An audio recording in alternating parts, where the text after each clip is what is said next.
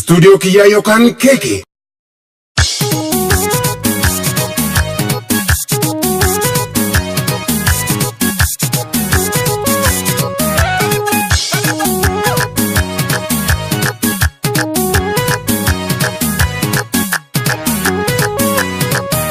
Oromo koka ilafa magete, yalamni koka ilafa magete. Nikabsom na bosuna kenati oyane, ijajam si akasare jirti oyane. Oromo koka ilafa magete, yalamni koka ilafa magete. Nikabsom na bosuna kenati oyane, niyajam si akasare jirti oyane. Ufe ufe ufe ufe.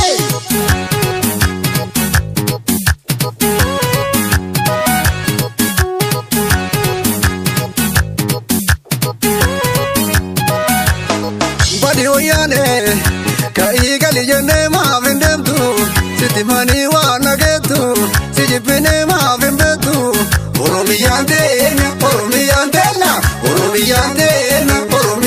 na nuna detu bobadi oyane kai gali jene ma vendemtu siti mani wana getu sijipine ma vendetu oromiyande na nuna detu.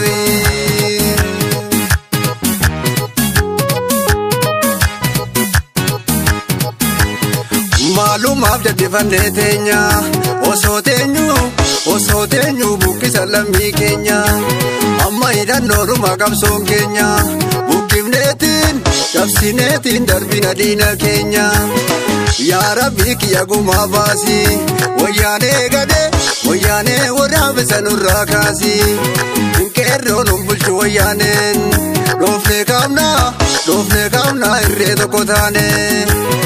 Qeerroo falmadoo dachii teenyaaf haqa keenyaaf biyya keenyaaf nutumsa Rabbii keenya wayyaa qeerroo ka'i lafaa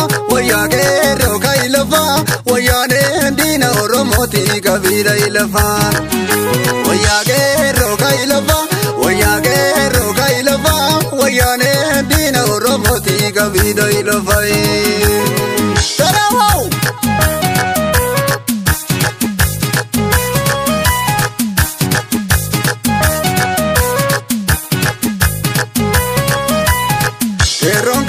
Dodolaan irraadeen Oromo fonkolchaa jirra.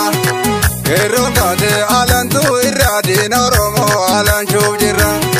Qeerroon kaatee daangamboon irraa daangaa biyyaatti falmaa jirra.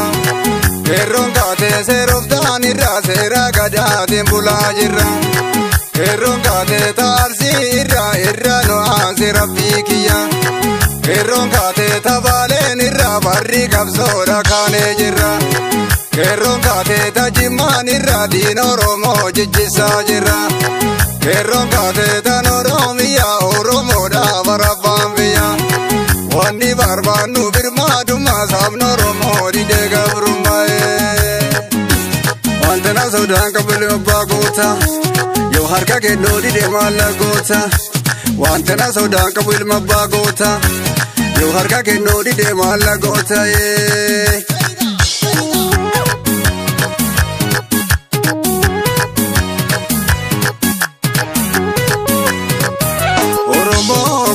Ilafa magete, yalamni koka ilafa magete. Nikabsom na bosuna kenati oyane, ijajam si akasare jirti oyane.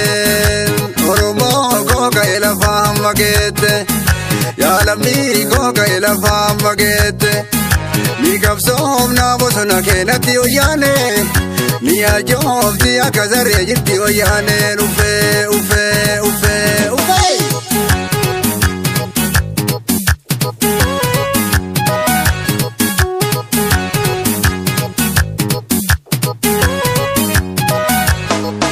Oyane kai gali jene ma vendemtu siti mani wana getu sijipine ma vendetu oromiyande na nuna detu bobadi oyane kai gali jene ma Sitimani wana getu sijipine mavimbetu Oromiyandena Oromiyandena Oromiyandena Oromiyandena Lunda detui